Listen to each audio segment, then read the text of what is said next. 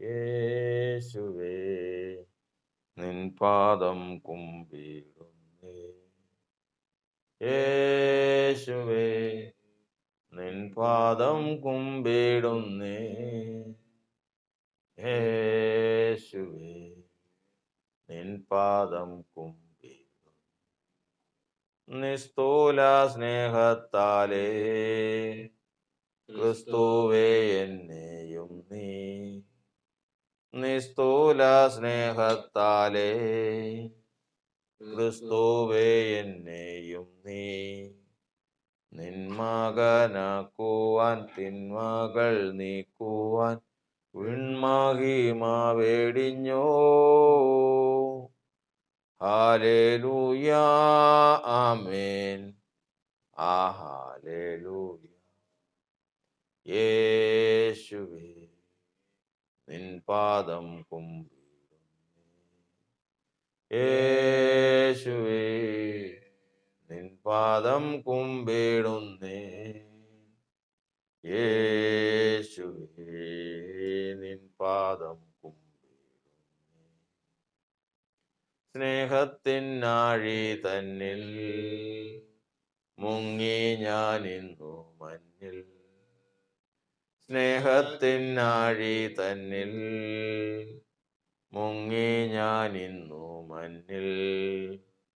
ആമായം മാറിയും ആനന്ദമേറിയും വാഴുന്നു ഭീതി എന്നേ. ഹല്ലേലൂയ ആമേൻ. ഹല്ലേലൂയ. യേശുവേ നിൻ പാദം കുമ്പിടുന്നേ. യേശുവേ നിൻ പാദം കുമ്പിടുന്നേ. യേശുവേ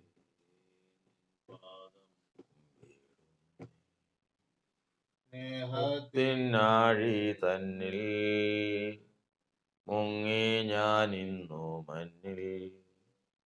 സ്നേഹത്തിനാഴി തന്നിൽ മുങ്ങി ഞാനിന്നു മഞ്ഞിൽ. ആമായം മാറിയും ആനന്ദമേറിയും വാഴുന്നു ഭീതി എന്നേ. ഹല്ലേലൂയ ആമേൻ. ഹല്ലേലൂയ. യേശുവേ നിൻ പാദം കുമ്പിടുന്നേ. യേശുവേ നിൻ പാദം കുമ്പിടുന്നേ. യേശുവേ നിൻ പാദം കുമ്പിടുന്നേ. എന്നുമേ ഞാനിനിയും നിന്നോടെ സ്വന്തമത്രേ. എന്നുമേ ഞാനിനിയും നിന്നോടെ സ്വന്തമത്രേ. ഒന്നുമേ ശക്തമല്ലി ബന്ധം മാറ്റുവാൻ എന്തൊരു ഭാഗ്യമിത്. ഹല്ലേലൂയ ആമേൻ. ഹല്ലേലൂയ. യേശുവേ നിൻ പാദം കുമ്പിടുന്നേ. യേശുവേ നിൻ പാദം കുമ്പിടുന്നേ. യേശുവേ നിൻ പാദം കുമ്പിടുന്നേ. തലം വെന്തുരുകും താരകങ്ങൾ മറയും. ഭൂതലം വെന്തുരുകും താരകങ്ങൾ മറയും. അന്നുമൻ യേശുവിൻ അൻപിൻ കരങ്ങളിൽ സാധു ഞാൻ വിശ്രമിക്കും. ഹല്ലേലൂയ ആമേൻ. ഹല്ലേലൂയ. യേശുവേ നിൻ പാദം കുമ്പിടുന്നേ. യേശുവേ നിൻ പാദം കുമ്പിടുന്നേ. യേശുവേ നിൻ പാദം കുമ്പിടുന്നേ. നമുക്കെല്ലാവർക്കും എഴുന്നേറ്റ് നിന്ന് 98-ാമത്തെ സങ്കീർത്തനം വായിച്ച് കർത്താവിൻ്റെ വാതിൽപ്പടിയിലായിരിക്കാം. 98-ാമത്തെ സങ്കീർത്തനം. സങ്കീർത്തനം 98. യഹോവയ്ക്ക് ഒരു പുതിയ പാട്ട് പാടുവീൻ, അവൻ അത്ഭുതങ്ങളെ പ്രവർത്തിച്ചിരിക്കുന്നു. അവൻ്റെ വലം കൈയും അവൻ്റെ വിശുദ്ധ ഭുജവും അവന് ജയം നേടിയിരിക്കുന്നു. യഹോവ തൻ്റെ രക്ഷയെ അറിയിച്ചും ജാതികൾ കാണുക തൻ്റെ നീതിയെ വെളിപ്പെടുത്തിയുമിരിക്കുന്നു. അവൻ ഇസ്രായേൽ ഗൃഹത്തിന് തൻ്റെ ദയയും വിശ്വസ്തയും ഓർത്തിരിക്കുന്നു.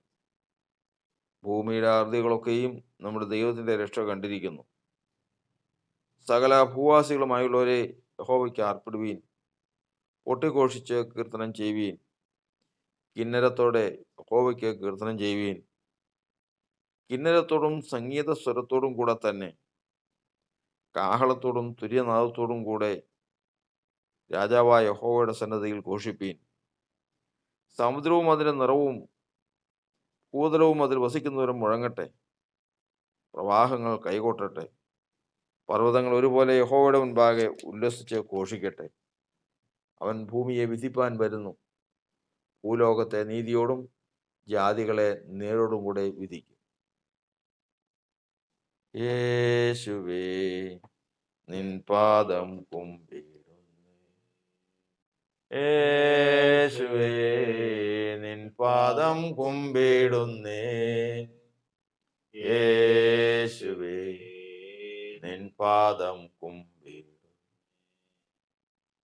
കർത്താവായ യേശുക്രിസ്തുവിൻ്റെ പരിശുദ്ധ നാമത്തിന് മഹത്വം ഉണ്ടാകട്ടെ. നമുക്കൊരു വാക്ക് പ്രാർത്ഥിക്കാം. യേശുവേ, ദൈവമേ, സ്വർഗ്ഗസ്ഥ പിതാവേ, ഇന്നത്തെ ഈ ആരാധനയ്ക്കായി ഞങ്ങൾ കർത്താവിനെ സ്തുതിക്കുന്നു. കർത്താവെ, ഞങ്ങൾ വായിച്ച സങ്കീർത്തനത്തിനായി സ്തോത്രം. ഞങ്ങൾക്ക് വേണ്ട നന്മകൾ ആത്മീയവും ഭൗതികമായത്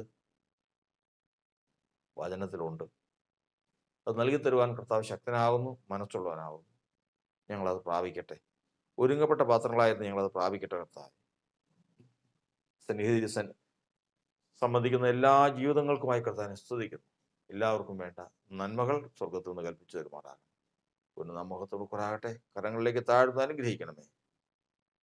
യേശുവിൻ്റെ നാമത്തിൽ. കർത്താവായ യേശു ക്രിസ്തുവിൻ്റെ അതിപരിശുദ്ധ നാമത്തിന് മഹത്വം ഉണ്ടാകുമാറാകട്ടെ. ഇന്ന് ഈ ആരാധനയിൽ സംബന്ധിക്കുന്ന എല്ലാ ജീവിതങ്ങൾക്കും ക്രിസ്തു യേശുവിൻ്റെ ധന്യമായ നാമത്തിൽ സ്നേഹവന്ദനത്തെ അറിയിക്കുകയാണ്. കഴിഞ്ഞ നാളുകൾ നമ്മെ വിട്ടുപോയി. പുതിയ നാളുകളിലേക്ക് നാം വരികയാണ്. മുൻപ് നമ്മോടൊപ്പം ഉണ്ടായിരുന്ന അനേകർ ഇന്ന് നമ്മോടൊപ്പം ഇല്ല. മുൻപേ അനേക നിലകളിൽ ശോഭിച്ചിരുന്നവർ ഇന്നില്ല. എന്നാൽ ദൈവം നമ്മെ ജീവനോടെ ഇന്നും ശേഷിപ്പിച്ചു. ഇന്നും ദൈവം നമ്മെ ശേഷിപ്പിച്ചതിന് വ്യക്തമായൊരു ഉദ്ദേശമുണ്ട്. എന്താണ് ആ ഉദ്ദേശം? ഒറ്റ കാര്യം മാത്രമേ ഉള്ളൂ. ആദിയോടന്തം മനുഷ്യനെ കുറിച്ചുള്ള ദൈവത്തിൻ്റെ ഒറ്റ ഉദ്ദേശമേ ഉള്ളൂ. എന്നെ ആരാധിക്കണം, ദൈവത്തെ ആരാധിക്കണം. അതിനു വേണ്ടിയിട്ടാണ് ഫറവോനോട് പറഞ്ഞത്, എന്നെ ആരാധിപ്പാൻ എൻ്റെ ജനത്തെ വിട്ടയക്കും. അതായത് ആ വാക്കിൽ നിന്ന് തന്നെ നമുക്കൊരു കാര്യം ബോധ്യമാകും. മിസ്രയീമിലെ അടിമത്തത്തിൽ അവർ ആരാധിച്ചിരുന്നില്ല. ആരാധന ആരംഭിക്കണമെങ്കിൽ മിസ്രയീമിലെ അടിമത്തത്തിൽ നിന്ന് വിടുവിക്കപ്പെടണം. മിസ്രയീമിലെ അടിമത്തത്തിൽ നിന്ന് വിടുവിക്കപ്പെടാത്തവൻ ആരാധിക്കാൻ ബാധ്യസ്ഥനല്ല. മിസ്രയീമിലെ അടിമത്തത്തിൽ നിന്ന് വിടുവിക്കുവാനുള്ള ഉത്തരവാദിത്വം ദൈവത്തിനാണ്. അങ്ങനെ തൻ്റെ മഹാശക്തിയാൽ വിടുവിച്ചു കൊണ്ടുവരുന്ന ജനമാണ് ആരാധിക്കേണ്ടത്. അത് ഈ പുതിയ നിയമത്തിൽ നമ്മൾ പഠിക്കുമ്പോൾ ലോകത്തിൻ്റെ അടിമത്തത്തിൽ, ഈ ലോകം ദുഷ്ടന്റെ അധീനതയിൽ കിടക്കുന്നു. നമ്മൾ പഠിക്കുന്നത് മുഴുവൻ ലോകവും ദുഷ്ടന്റെ അധീനതയിൽ കിടക്കുന്നു. ദുഷ്ടൻ എന്ന് പറയുന്നത് ദൈവത്തിന്റെ എതിരാളിയായ സാത്താൻ. സാത്താന്റെ അധീനതയിൽ കിടക്കുന്നതാണ് ഈ ലോകം. ഈ ലോകം എല്ലാ മനുഷ്യരെയും, ജനിച്ച് ജീവിക്കുന്ന സകല മനുഷ്യരെയും അടിമകളാക്കിയിരിക്കുകയാണ്. ഫറവോന്റെ കീഴിൽ മിസ്രയീമിൽ ജീവിച്ചിരുന്ന ദൈവത്തിന്റെ ജനമടക്കം എല്ലാ മനുഷ്യരും അടിമകളായിരിക്കുന്നത് പോലെ ഈ ലോകത്തിന്റെ കീഴിൽ ജീവിക്കുന്ന സകല മനുഷ്യരും സാത്താന്റെ അധീനതയിലാണ്, ദൈവത്തിന്റെ എതിരാളിയുടെ അധീനതയിലാണ്. അവർ അടിമകളാണ്. അടിമകളെന്ന് പറയുമ്പോൾ അവർക്ക് സ്വന്തമായി പ്രവർത്തന സ്വാതന്ത്ര്യമില്ല. സ്വന്തമായിട്ട് അവർക്ക് അഭിപ്രായ സ്വാതന്ത്ര്യമില്ല. സ്വതന്ത്രമായിട്ട് പ്രവർത്തിക്കാനുള്ള അനുവാദം അവർക്കില്ല. പിന്നെയോ അവർ ജീവിക്കുന്നത് അവരുടെ യജമാനന് വേണ്ടിയിട്ടാണ്. അതുകൊണ്ടാണ് ഈ ലോകം മുഴുവനും ദുഷ്ടന്റെ അധീനതയിൽ കിടക്കുന്നു എന്ന് പറയുന്നു. അപ്പോൾ ദുഷ്ടന്റെ അധീനതയിൽ കിടക്കുമ്പോൾ സാധാരണ മനുഷ്യർ ചോദിക്കും, ഞാൻ എന്നെ ദുഷ്ടന്റെ അധീനതയിലാകുന്നത് എങ്ങനെയാ? ഞാൻ സ്വതന്ത്രനാണ്, എനിക്കിഷ്ടമുള്ള പോലെ പ്രവർത്തിക്കാൻ എന്നെക്കൊണ്ട് സാധിക്കും, എനിക്കിഷ്ടമുള്ള പോലെ ജീവിക്കാൻ എന്നെക്കൊണ്ട് സാധിക്കും. ഇല്ല, സാധിക്കില്ല. സാധിക്കില്ല. എന്തുകൊണ്ട് സാധിക്കില്ല? അവന്റെ ഇഷ്ടം അല്ലാതെ മറ്റൊന്ന് ചെയ്യുമ്പോഴാണ് യഥാർത്ഥത്തിൽ അവന് സ്വതന്ത്രനാണോ ആണോ എന്നറിയുന്നത്. അപ്പോഴാണ്.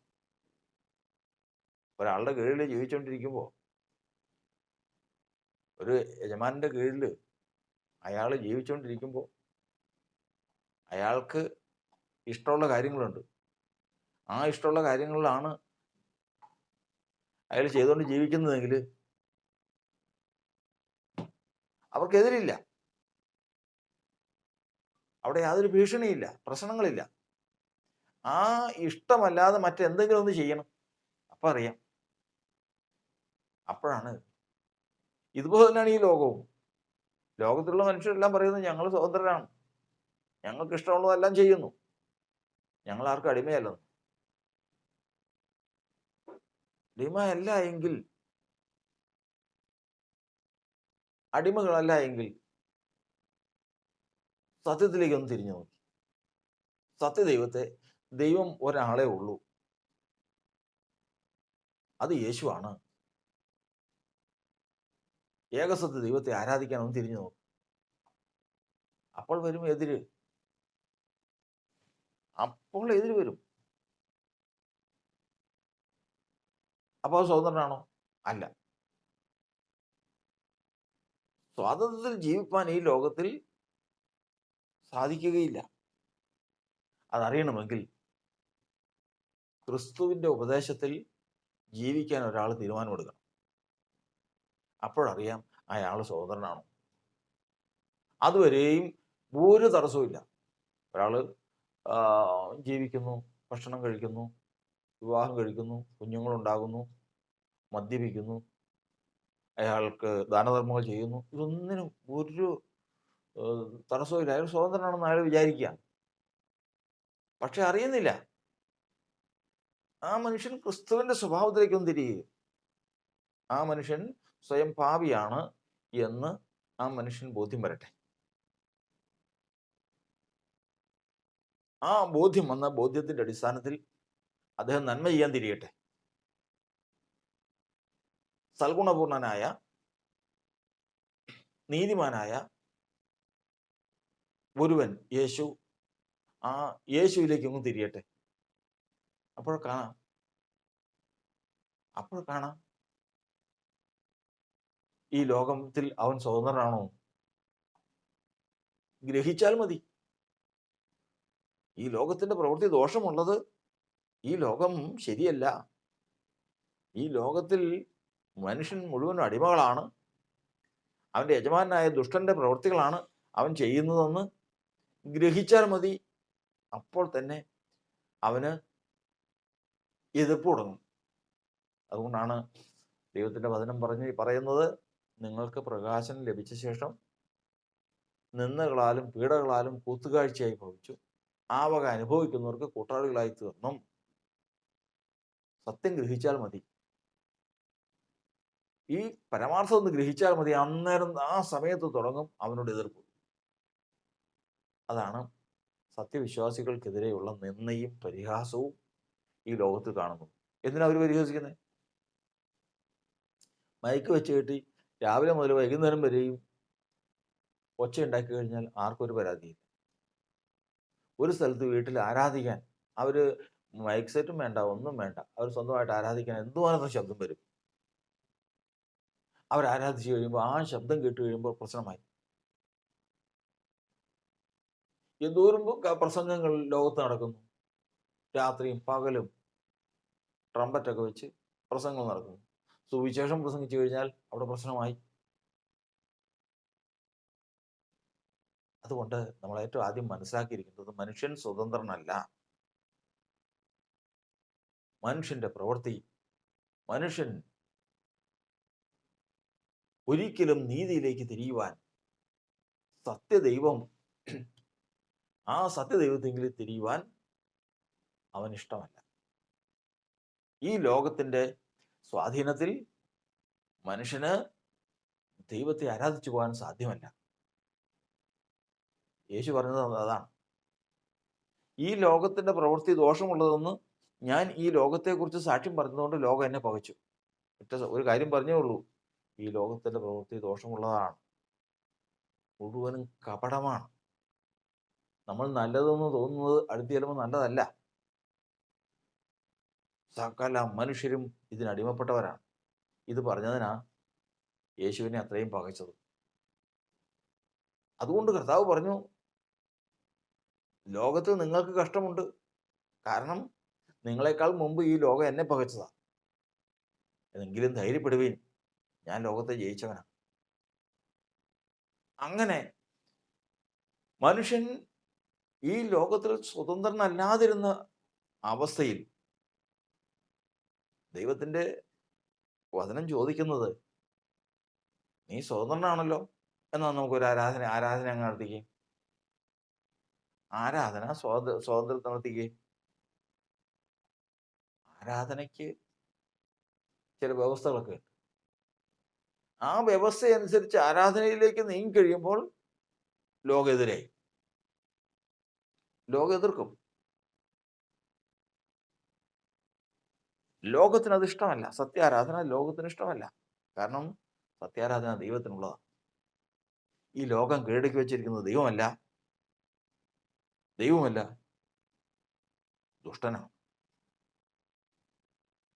അപ്പൊ ഇവിടെ നിന്ന് നമ്മൾ ഗ്രഹിക്കുന്നത്, അങ്ങനെ ലോകത്തിൽ നിന്ന് നമ്മെ വിടുവിച്ച് കൊണ്ടുവന്ന ദൈവമാണ്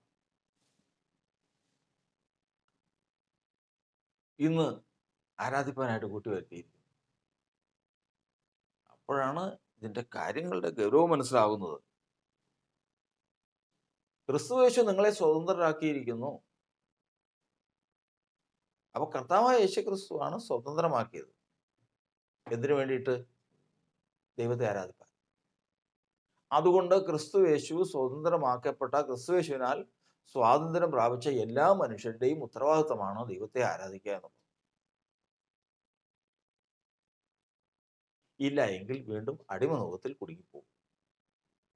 അതൊരിക്കലും സംഭവിക്കാതിരിക്കാൻ എപ്പോഴും ദൈവത്തിന്റെ വചനത്തിൽ നമ്മൾ പഠിക്കുന്നത്, ആരാധന ജീവിതത്തിൽ അതിൻ്റെ ക്രമത്തിൽ ചെയ്യേണ്ടതാകും. ആരാധിക്കുക എന്ന് പറഞ്ഞു കഴിഞ്ഞാൽ പാട്ട് പാടുക എന്ന് മാത്രമല്ല, സ്തുതിക്കുക എന്ന് മാത്രമല്ല ആരാധന. ആരാധനയ്ക്ക് അതിൻ്റെതായ വ്യവസ്ഥകളുണ്ട്. ദൈവത്തിന്റെ വചനം, രാപ്പകൽ അവന്റെ ന്യായപ്രമാണത്തെ ആരാധിക്കുന്നവൻ ഭാഗ്യവാൻ. ദൈവത്തിന്റെ ന്യായപ്രമാണത്തെ ധ്യാനിച്ച് അത് ഹൃദയത്തിൽ സംഗ്രഹിക്കുന്നവൻ ആരാധിച്ചുകൊണ്ടിരിക്കുക. പാട്ട് പാടി ദൈവത്തെ സ്തുതിക്കുന്നവൻ ആരാധിച്ചുകൊണ്ടിരിക്കുന്നവനാണ്. ദൈവത്തിന് മുമ്പാകെ യാഗം കഴിക്കുന്നവൻ, വഴിപാട് കഴിക്കുന്നവൻ ആരാധിക്കുന്നവനാ. അബ്രഹാം പിതാവ് പറഞ്ഞു, നിങ്ങളിവിടെ നിൽപ്പീൻ. കൂടെയുള്ളവരോട് പറഞ്ഞു, നിങ്ങളിവിടെ നിൽപ്പീൻ, ഞാനും ബാലനും പോയി ആരാധിച്ചിട്ട് വരാം. അബ്രഹാം പിതാവ് പോകുന്നത് പാട്ടുപാടാനല്ല,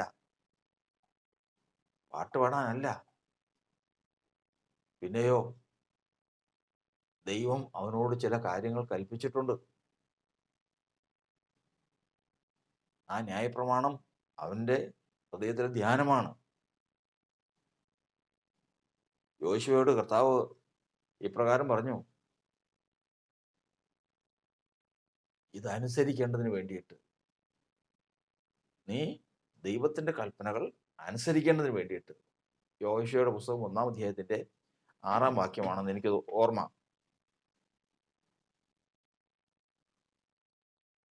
നീ ഇത് അനുസരിക്കാൻ വേണ്ടിയിട്ട് നിന്റെ ഹൃദയത്തിൽ എപ്പോഴും ധ്യാനിച്ചുകൊണ്ടിരിക്കണം.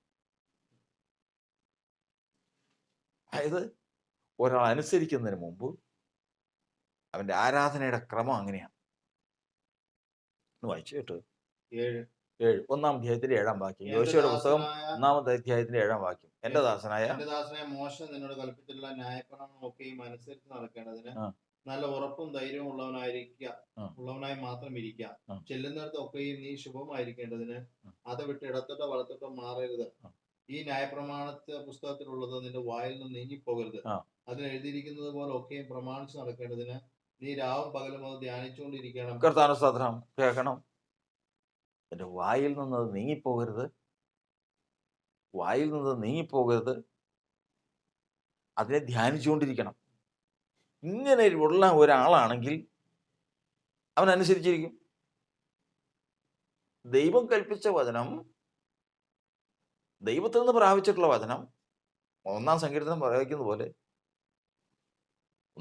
നമ്മൾ പഠിക്കുന്നത് പോലെ രാപ്പകൽ അവന്റെ ന്യായപ്രമാണത്തെ ധ്യാനിക്കുന്നവൻ ഭാഗ്യവാനാണ്, ആരാധിക്കുന്നവൻ.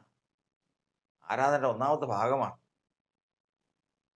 ഒരിക്കലും വചനമില്ലാതെ ആരാധിക്കരുത്. ഹൃദയത്തിൽ വചനമില്ലാതെ ആരാധിക്കുന്നവൻ ദൈവത്തിന് പ്രസാദമുള്ളവനല്ല. രാപ്പകൽ അവന്റെ ന്യായപ്രമാണത്തെ ആരാധിക്കുന്നവൻ, ധ്യാനിക്കുന്നവൻ. ദൈവം കൽപ്പിച്ച കൽപ്പനയാണ്. മോറിയ മലയിൽ കൊണ്ടുപോയി നിന്റെ മകനെ യാഗം കഴിയാൻ. അത് മറന്നിട്ടില്ല. കർത്താവ് കൽപ്പിച്ചത് മറന്നിട്ടില്ല. അത് അവന്റെ വായിലുണ്ട്, ഹൃദയത്തിലുണ്ട്.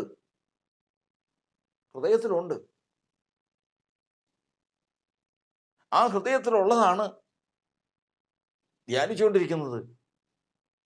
ഇതാണ് ശൗലിന് ഇല്ലാതെ പോയത്.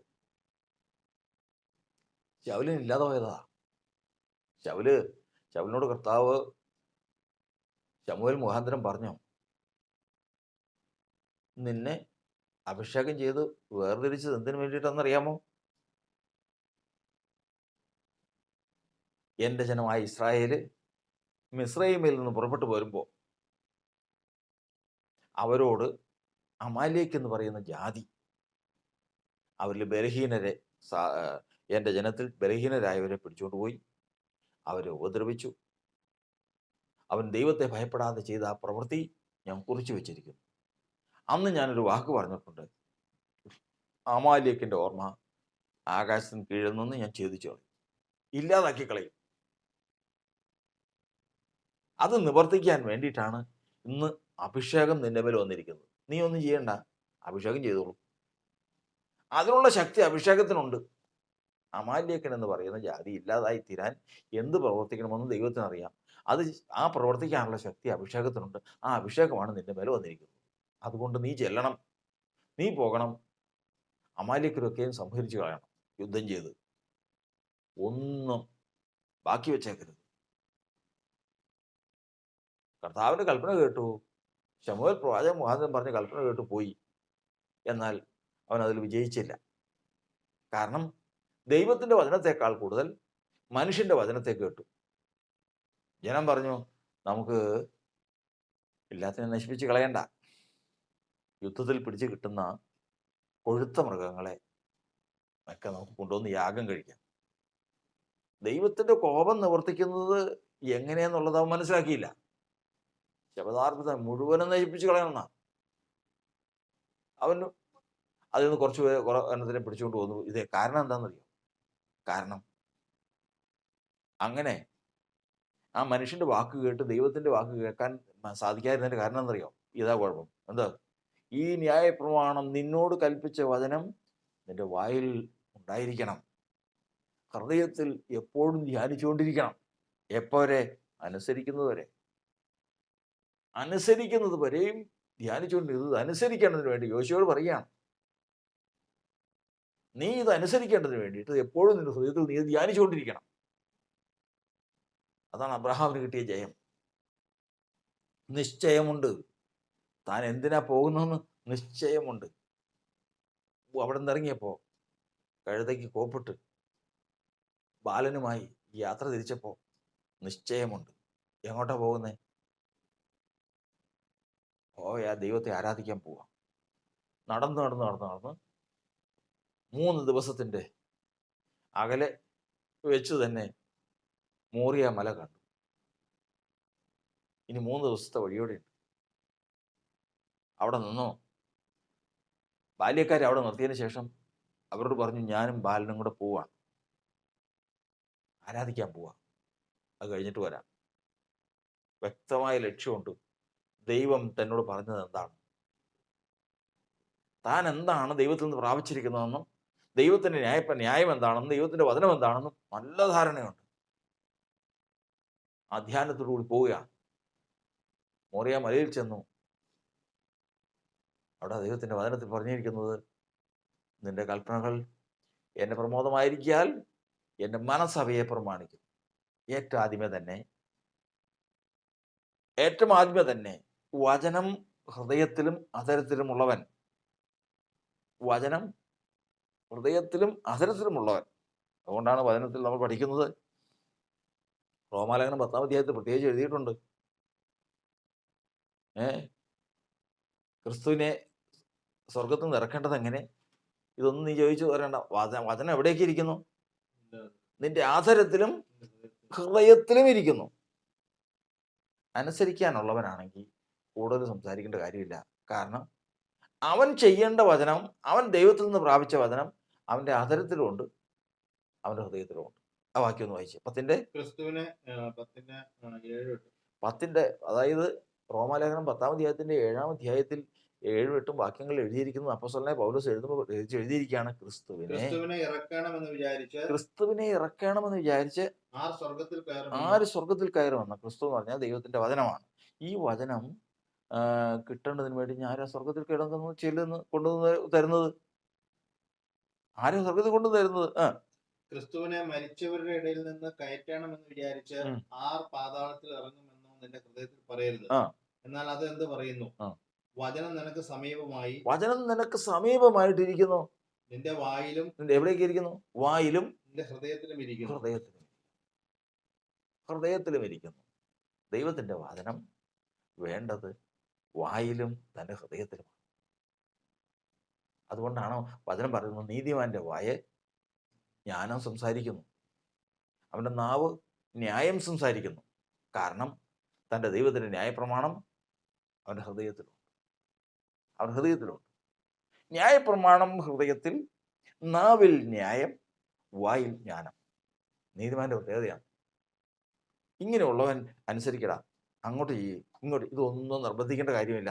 തക്ക സമയത്ത് അവൻ അനുസരിച്ചിരിക്കും. ദൈവം അവനോട് കൽപ്പിച്ച കാര്യം എവിടേക്കുണ്ട്? അവൻ്റെ ഹൃദയത്തിലുണ്ട്, അവൻ്റെ വായിലുണ്ട്, നാവിലുണ്ട്. അത് മൂന്ന് തരത്തിലുള്ള പ്രവർത്തനമാണ്. അതുകൊണ്ട് യോശുവയോട് കർത്താവ് പറയുകയാണ്, നീ ഇതനുസരിക്കാൻ വേറൊരു കാര്യവും ചെയ്യണ്ട. നീ ഹൃദയത്തിൽ ധ്യാനിച്ചുകൊണ്ടിരിക്കണം. വായിൽ നിന്ന് നീങ്ങിപ്പോകരുത്. നിശ്ചയമായിട്ട് നീ അനുസരിക്കും. മൂന്നാമത്തെ കാര്യം നമ്മൾ പറഞ്ഞു കേട്ടല്ലോ, മനസ്സവയെ പ്രമാണം. ഏറ്റവും ആദ്യമേ തന്നെ ദൈവത്തിന്റെ കൽപ്പന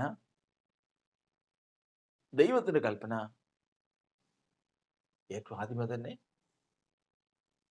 മനസ്സുകൊണ്ട് അനുസരിക്കണം. നമ്മൾ പുറമേ ചെയ്യുന്ന സകല പ്രവൃത്തികളും അകമേയും ചെയ്യാൻ സാധിക്കും. വചനം പറയുന്നുണ്ടല്ലോ, അവർ ഹൃദയം കൊണ്ട് ദുഷ്ടത പ്രവർത്തിക്കുന്നു, അവർ ഹൃദയം കൊണ്ട് പിറുപിറുക്കുന്നു, അവർ ഹൃദയത്തിൽ ദൈവത്തെ പരീക്ഷിച്ചു. ഇങ്ങനെ നമ്മൾ പുറമേ കാണുന്ന സകല പ്രവൃത്തികളും അകമേ ചെയ്യും. അതുകൊണ്ടാണ് ഹൃദയത്തെ നോക്കുന്ന ദൈവം നോക്കുമ്പോൾ ഹൃദയത്തിൽ പിറുപിറുക്കരുതെന്ന് പറയുന്നു, പരീക്ഷിക്കരുതെന്ന് പറയുന്നു, ദൈവത്തോട് മറുക്കരുതെന്ന് പറയുന്നു, ശഠിക്കരുതെന്ന് പറയുന്നു. ഇതെല്ലാം ഹൃദയത്തിൽ സംഭവിക്കും. പുറമേ നോക്കിയ ഒരു മാന്യനായിരിക്കുകയും ചെയ്യും. പുറമേ നോക്കിക്കഴിഞ്ഞാൽ ഒരു കുഴപ്പമുണ്ടാവില്ല, എല്ലാ തരത്തിലും മാന്യനായിരിക്കും. എന്നാൽ ഹൃദയത്തിലേക്ക് ചെല്ലുമ്പോൾ അത് അപ്രകാരം ആയിക്കൊള്ളണമെന്നില്ല.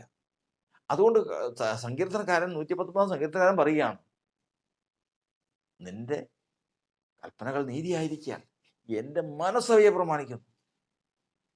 എൻ്റെ മനസ്സ് പ്രമാണിച്ചു. അതായത്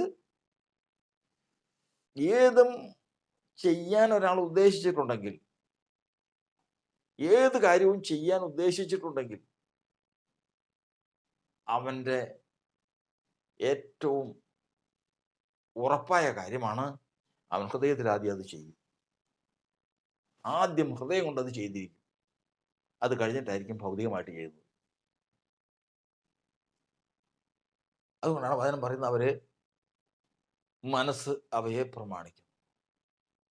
അപ്പോൾ മോറിയാമലയിൽ കുഞ്ഞിനെ കൊണ്ട് കിടത്തി കൈകാലുകൾ ബന്ധിച്ച് കത്തിയെടുത്ത് ഓങ്ങി മുറിക്കുന്നതിന് മുമ്പേ തന്നെ യാഗം നടന്നു കഴിഞ്ഞു. യാഗം നടന്നു കഴിഞ്ഞു. എവിടെ? ഹൃദയം കൊണ്ട് യാഗം നടന്നു കഴിഞ്ഞു. ദൈവം എവിടെ നോക്കുന്നു? മനുഷ്യൻ പുറമേ ഉള്ളതിനെ നോക്കുന്നു.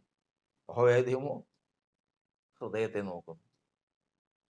ആ വാക്യം ഒന്ന് വായിച്ചു. 119 സങ്കീർത്തനം 119ന്റെ 129 വാക്യം വായിക്കണം.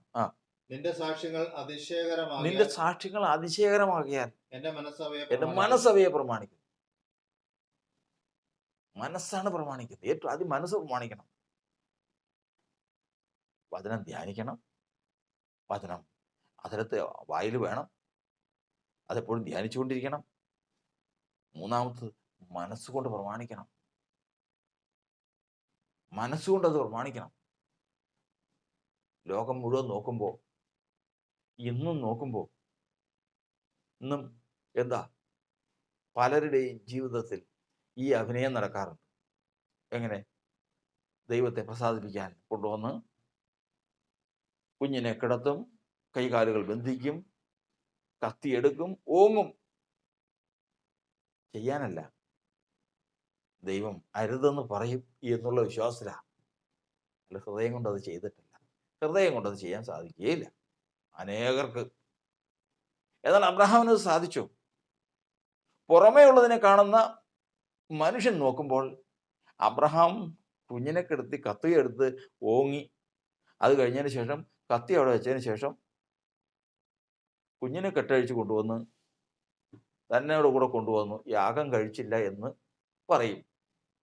ഹൃദയത്തെ നോക്കുന്ന ദൈവം പറയുന്നു, അയ്യോ അങ്ങനെയല്ല. ഞാൻ അവൻ പറഞ്ഞത് കേട്ട് അവൻ അനുസരിച്ച് അവിടെ നിന്ന് പുറപ്പെട്ടു.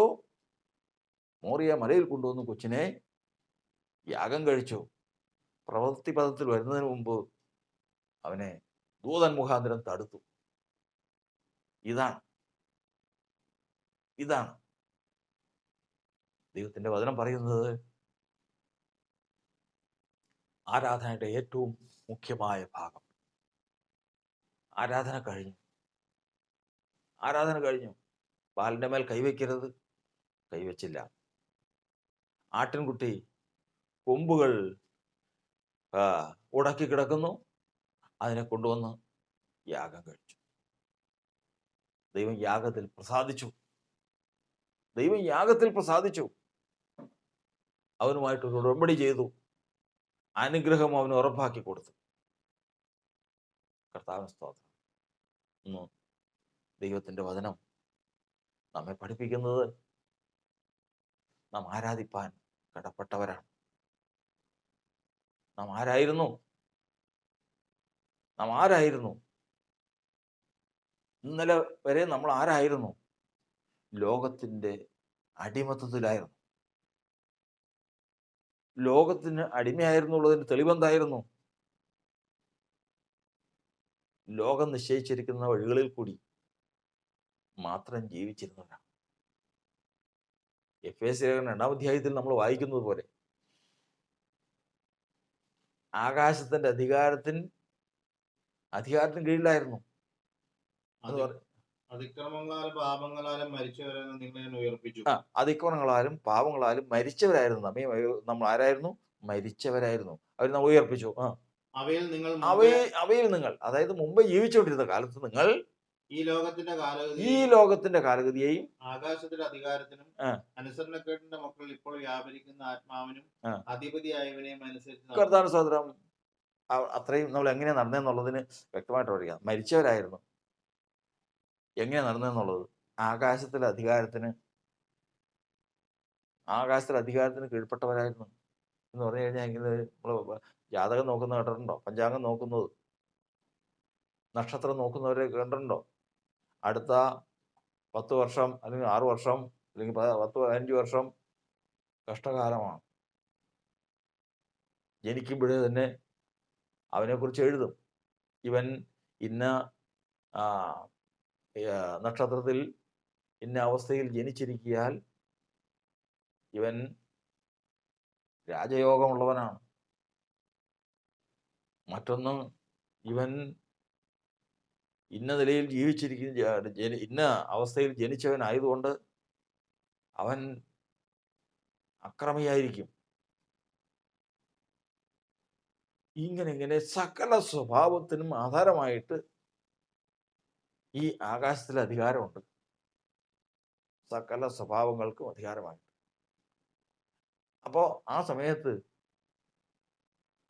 സമയത്ത് അങ്ങനെ ജീവിച്ചുകൊണ്ടിരിക്കുന്ന ഒരു മനുഷ്യന് അവൻ എന്തെല്ലാം പ്രവർത്തിച്ചാലും ഒരു നന്മയും വരാത്തവര്, ഒന്നും പ്രവർത്തിച്ചില്ലെങ്കിലും സമ്പത്ത് വരുന്നവര്, ഇങ്ങനെ ലോകത്തിന്റെ ഗതി എന്ന് പറയുന്നത് മനുഷ്യന്റെ കഴിവല്ല, മനുഷ്യന്റെ യോഗ്യതയുമല്ല. അവൻ ആരാലോ നിയന്ത്രിക്കപ്പെടുകയാണ്. അവൻ ആരുടെയോ അടിമയാണ്. അങ്ങനെ ജീവിച്ചിരുന്ന അവസ്ഥയിൽ നിന്നാണ് കർത്താവ് വിളിച്ചുകൊണ്ട് വന്നതിന് ശേഷം ഇന്ന് ഗതി മാറി. എൻ്റെ കാലഗതികൾ എൻ്റെ കർത്താവിൻ്റെ കൈവശമിരിക്കുന്നു. ഇന്ന് അങ്ങനെയല്ല. ഇന്ന് ഞാനിവിടെ വിശ്വാസത്തിൽ നിൽക്കുന്നു. എൻ്റെ കർത്താവ് എന്നെ കൃപയാൽ നിർത്തിയിരിക്കുന്നു. ഇന്ന് ഈ സ്ഥാനത്ത് ഞാൻ കർത്താവ് വിളിച്ചില്ലായിരുന്നെങ്കിൽ ഞാൻ ഈ ആകാശത്തിലെ അധികാരത്തിന് കീഴ്പ്പെട്ടവർ, നക്ഷത്ര രാശികൾക്ക് കീഴ്പ്പെട്ടവരായിരുന്നു. ഈ ലോകത്തിലെ ദുഷ്ടന് കീഴ്പ്പെട്ടവരായിരുന്നു. ഒരുപക്ഷെ ഞാനിപ്പോൾ ഏതെങ്കിലും അപകടത്തിൽ മരിക്കേണ്ടവനോ, ഏതെങ്കിലും തരത്തിൽ ദുർമാർഗിയോ, ദൈവത്തിന് വിരോധിയോ, അല്ലെങ്കിൽ സമൂഹദ്രോഹിയോ ആയിട്ട് ജീവിക്കേണ്ടവനായിരുന്നിരിക്കാം. ഇന്ന് ആ അധികാരം, നക്ഷത്ര രാശികളുടെ സ്വാധീനം എന്നെ ബാധിക്കുന്നില്ല. ഇന്നത് എനിക്ക് ബാധകമല്ല. കാരണം ഇന്ന് എൻ്റെ കാലഗതികൾ നിയന്ത്രിക്കുന്നവൻ ഏകസത്യ ദൈവമായ യേശുവാണ്. അതുകൊണ്ട് എനിക്ക് ഈ ലോകത്തിലെ കാലഗതികൾ വിഷയമല്ല, പ്രശ്നമല്ല. എൻ്റെ കാലഗതികൾ നിയന്ത്രിക്കുന്നത്, എനിക്ക് നല്ല കാലം ഉണ്ടാകുന്നു, ചീത്തകാലം ഉണ്ടാകുന്നു, എല്ലാം നിയന്ത്രിക്കുന്ന എൻ്റെ കർത്താവാണ്. അത് എൻ്റെ കർത്താവാണ്. അവനിൽ ആശ്രയിക്കുന്നവൻ, ഇപ്പോൾ ക്രിസ്തുയേശുവിലുള്ളവർക്ക് ഒരു ശിക്ഷാവിധിയുമില്ല. അവൻ എന്നെ സംരക്ഷിക്കുകയാണ്. അവൻ എന്നെ സ്വതന്ത്രനാക്കിയവനാണ്. എന്നോട് ഇത്രേ പറഞ്ഞിട്ടുള്ളൂ, ആരാധിക്കാൻ എന്ന് പറഞ്ഞു കഴിഞ്ഞാൽ ഞായറാഴ്ച തോറും പള്ളിയിൽ പോയി ഇന്ന് ചെണ്ടകൊട്ടി പാട്ടുപാടി അത് മാത്രമല്ല ആരാധന. നമ്മൾ ആദ്യം പറഞ്ഞതുപോലെ അവൻ്റെ വചനത്തെ ആരാധിക്കണം, ധ്യാനിക്കണം. അവൻ്റെ വചനത്തെ വായിൽ നിന്ന് നീക്കിക്കളയരുത്. അതനുസരിക്കാൻ എപ്പോഴും ധ്യാനിച്ചുകൊണ്ടിരിക്കണം. അത് കഴിഞ്ഞിട്ട് അത് ഏറ്റവും ആദ്യം മനസ്സുകൊണ്ട് അനുസരിക്കണം. ഇത്രയും ചെയ്തവൻ അത് കഴിഞ്ഞ് വരുമ്പോൾ ദൈവമേ, യേശുവേ സ്തോത്രം എന്ന് പറഞ്ഞാൽ ആ ശബ്ദം സ്വർഗത്തിൽ മുഴങ്ങും. അതാ യേശു പറഞ്ഞത്, നിങ്ങൾ ഭൂമിയിൽ കെട്ടുന്നത് സ്വർഗത്തിൽ കെട്ടപ്പെട്ടിരിക്കും, നിങ്ങൾ ഭൂമിയിൽ അഴിക്കുന്നത് സ്വർഗത്തിൽ അഴിഞ്ഞിരിക്കും. എൻ്റെ പ്രാർത്ഥന, എൻ്റെ പ്രാർത്ഥന, എൻ്റെ സ്തുതി, അത് ഇവിടെ ഞാൻ പറയുന്നു, സ്വർഗത്തിൽ അത് മുഴങ്ങുന്നു, അത് ദൈവത്തിൻ്റെ സന്നിധിയിലെത്തുന്നു. അങ്ങനെ എന്നെ ഇന്ന് സ്വതന്ത്രനാക്കി കൊണ്ടുവന്ന് സ്വർഗത്തിലെത്തുന്ന ആരാധന ചെയ്യുവാൻ, സ്വർഗത്തിലെത്തുന്ന പാട്ട്, പ്രാർത്ഥന, സ്തുതി, ഇത് മൂന്നും ചെയ്യുവാൻ, ആരാധിക്കാൻ കർത്താവിനെ വിളിച്ചിരിക്കുമ്പോൾ ഇന്നത്തെ ആരാധന മുഖാന്തരം സ്വർഗം പ്രസാദിച്ച് നമുക്കൊരു സാക്ഷ്യം നൽകട്ടെ. സ്വർഗം ഇന്ന് പ്രസാദിച്ച് നമുക്ക് ഒരു സാക്ഷ്യം നൽകട്ടെ. കാരണം അവൻ വെളിപ്പാട് പുസ്തകം 2-ാം അധ്യായത്തിൽ വായിക്കുന്നത്, ഞാൻ കൽപ്പിച്ച വചനത്തെ അവസാനത്തോളം പ്രമാണിക്കുന്നവന് പിതാവ് എനിക്ക് തന്നതുപോലെ ഞാൻ അവന് ജാതികളുടെ അധികാരം കൊടുക്കും. വിശ്വാസത്തിലേക്ക് വന്നപ്പോഴേ തന്നെ കർത്താവ് ഒരു വാക്ക് കൽപ്പിച്ചിട്ടുണ്ട്. വിശ്വാസത്തിലേക്ക് വരുമ്പോൾ തന്നെ കർത്താവ് ഒരു വാക്ക് കൽപ്പിച്ചിട്ടുണ്ട്. ഏതാ വാക്ക്? ഓരോരുത്തർക്കും ചെയ്യേണ്ട പ്രവൃത്തികൾ, ഞാൻ കൽപ്പിച്ച പ്രവൃത്തികൾ അവസാനത്തോളം നിവർത്തിക്കുന്നു. അതുകൊണ്ടാണ് വചനം പറയുന്നത്, ആ കൽപ്പിച്ച പ്രവൃത്തി ഒരിക്കലും മറന്നു പോകാൻ പാടില്ല. ഞാൻ നിന്നോട് കൽപ്പിച്ചത് ഒരിക്കലും മറന്നു പോകാൻ പാടില്ല. എപ്പോഴും അത് ധ്യാനിച്ചു കൊള്ളണം. അതെപ്പോഴും വായിൽ വേണം. അത് മനസ്സുകൊണ്ട് അനുസരിക്കണം. അത് ജീവിതത്തിൽ എപ്പോഴും അനുസരിപ്പാൻ ഒരുങ്ങിയിരിക്കണം. അങ്ങനെയുള്ളവൻ ഒരിക്കലും അനുസരണക്കേടിൽ പെടുകയില്ല. ഇന്ന് കർത്താവിന്റെ സന്നിധിയിൽ നാം ആയിരിക്കുന്നല്ലോ. ആരാധിപ്പാനായിട്ട് കർത്താവ് നമ്മെ കൂട്ടിവരുത്തിയിരിക്കുന്നുവല്ലോ.